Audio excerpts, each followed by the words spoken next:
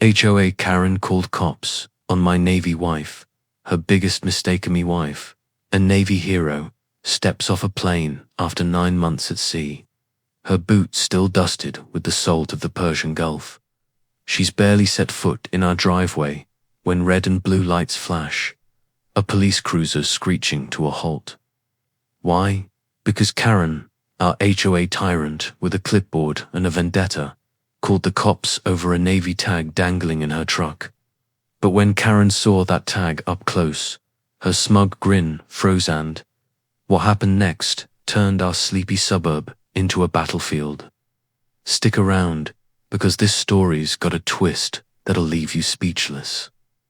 I'm Jake Harper, a high school history teacher who'd rather grade essays on the American Revolution than wade into neighborhood drama. My wife, Emily, is a lieutenant commander in the Navy, just back from a grueling deployment on the USS Harry S. Truman.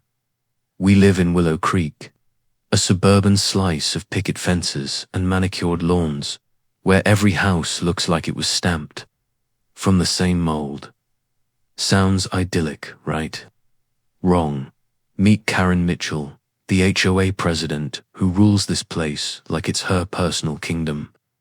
From the moment we moved in 3 years ago, Karen's been on us like a hawk. Our grass was half an inch too long, our mailbox wasn't regulation blue, and once, she measured our trash can's distance from the curb with a ruler. I swear, the woman's got a PhD in petty. But this time, she didn't just cross a line, she declared war. It's 6 a.m. when Emily's beat-up F-150 rumbles into our driveway. She's in her Navy fatigues, her dark hair pulled into a tight bun, her green eyes heavy with exhaustion but bright with relief, her duffel bag slung over her shoulder, and from her rearview mirror hangs a small silver Navy tag engraved with USS Harry S. Truman and her initials. It's a keepsake from her academy days, a quiet badge of pride. I sprint out, nearly tripping over the porch steps, and we collide in a hug that feels like it could stop time. 9 months of Warraspati calls from the ship, nights staring at her empty pillow melt away. You smell like jet fuel, I tease. And you smell like cheap coffee, she fires back, grinning. We're home, together, and nothing else matters. Or so I thought. We're barely through our first pot of coffee, swapping stories about her deployment storms, rocking the carrier, missile alerts in the Gulf, her leading a team to keep the ship supplied when the doorbell rings. I figure it's a delivery, but no. It's Karen, her blonde bob like a battle helmet, clutching her clipboard like a shield. She doesn't even look at Emily, just points at the truck and says, "That Navy tag violates HOA regulation for .2.3. No unauthorized vehicle decorations in public view. Remove it by 5 p.m. or you're fined." I blink, thinking I misheard. Emily steps forward, her voice calm but edged. "Ma'am, that's a memento from my service. I'm not taking it down." Karen's lips purse like she's sucked a lemon. "Rules are rules, Mrs. Harper. Or is it Miss? I don't keep up with your situation." She waves a hand, as if Emily's career is a hobby, and marches off. I'm ready to lose it, but Emily just laughs, though I see the hurt in her eyes. She's faced worse than Karen hostile ports, supply chain nightmares, but this stings. "Let it go, Jake," she says. "I'm too tired for this." I should have listened. By 6 p.m., our streets lit up like a crime scene. 2 cops stand at our door, their cruisers' lights painting the house red and blue. Officer Daniels, a grizzled veteran with a face like worn leather, looks embarrassed. His partner, a rookie who seems fresh out of the academy, shifts nervously. "Got a call about a suspicious vehicle," Daniels says, nodding at Emily's truck. "Something about stolen military property." I nearly choke. Stolen. That's my wife's truck. She's a Navy officer. Emily steps up, her posture straight as a mast. Lieutenant Commander Emily Harper, USS Harry S. Truman. That tag's mine. She hands over her military ID, her voice steady but sharp. Daniels examines it, but before he can respond, Karen appears at the edge of our lawn, arms crossed, a triumphant glint in her eyes. Officers, thank you for responding. This neighborhood has standards, and we can't have people flaunting fake military credentials. Emily freezes, her hand twitching like she's calculating the force to launch Karen into the next county. I step between them, my voice low. Karen, you've crossed a line. That tag is from Emily's ship. She's a decorated officer. Back off.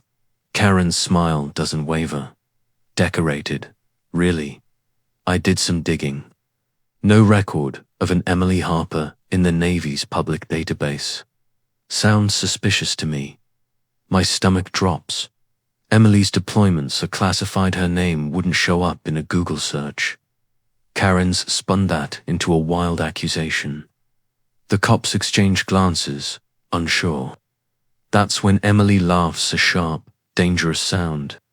She strides to her truck, yanks open the door, and pulls a locked metal case from under the seat. With a flick, she opens it, revealing a stack of documents. Her orders, commendations, a photo of her with the Truman's captain, signed with a personal note. She holds up the photo. Recognize this. She asks Karen, or do you want to call the Pentagon to verify? Karen's face goes white, her clipboard slipping. The cops, now seeing this for the petty vendetta it is, tip their hats. With "Done here, Commander," Daniels says. Sorry for the trouble. They leave, telling Karen to stop wasting their time. The neighborhood's buzzing by morning. Karen's the laughingstock of Willow Creek, her stunt the talk of every group chat. I think that's the end of it, but Karen's not done. We wake to find LER spray-painted in red on our mailbox.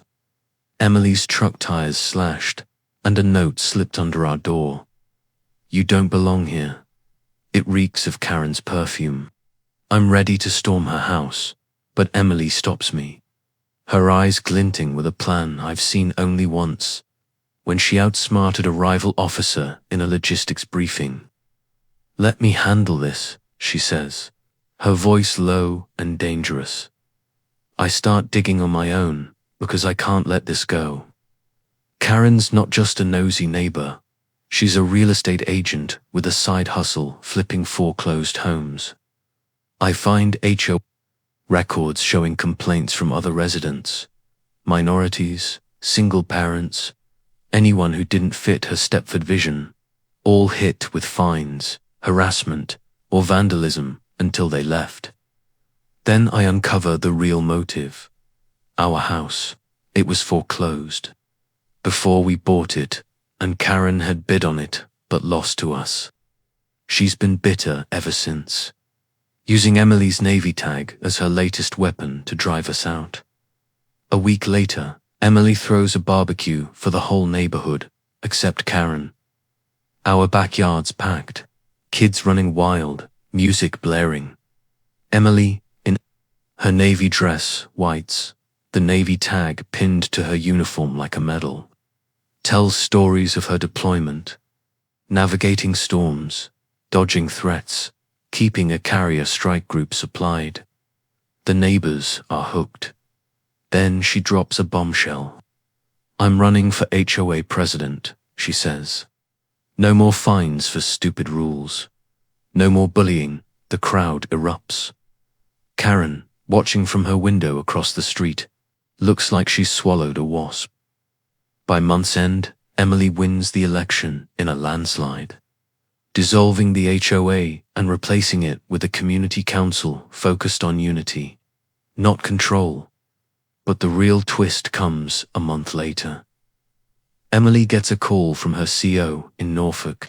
The Navy's investigating a black market ring selling stolen military gear medals, tags, uniforms. They've traced a shipment to a storage unit in our town, rented under a fake name. Emily, with her supply chain expertise, is tasked with helping. She spends a weekend poring over records, cross-referencing names and addresses. When she comes home, her face is grim. "Jake," she says, "you won't believe this. The storage unit's linked to Karen's real estate business. She's been buying stolen military gear from shady dealers, reselling it online for profit. That's why she fixated on Emily's tag. She thought it was stolen because she was dealing in stolen goods. The feds raid Karen's house, finding crates of pilfered Navy gear in her garage.